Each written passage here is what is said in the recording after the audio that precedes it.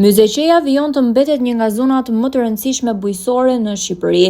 Qarku i Fierit me qytete si Lushnja, Divjaka dhe Vetfieri përfaqëson zemrën e prodhimit bujqësor në vend.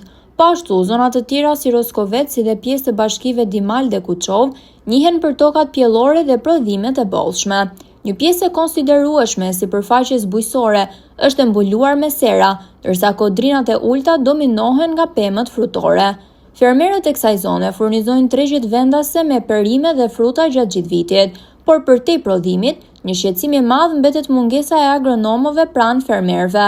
Sipas vetë fermerëve, specialistët agronom të punësuar pranë institucioneve shtetërore, në njësitë administrative apo në areb, nuk janë të pranishëm në terren shpeshherë. Ata shprehen se nga përgatitja e tokës deri tek mbjellja e fidanëve në sera, mungon këshillimi profesional i drejt për drejt.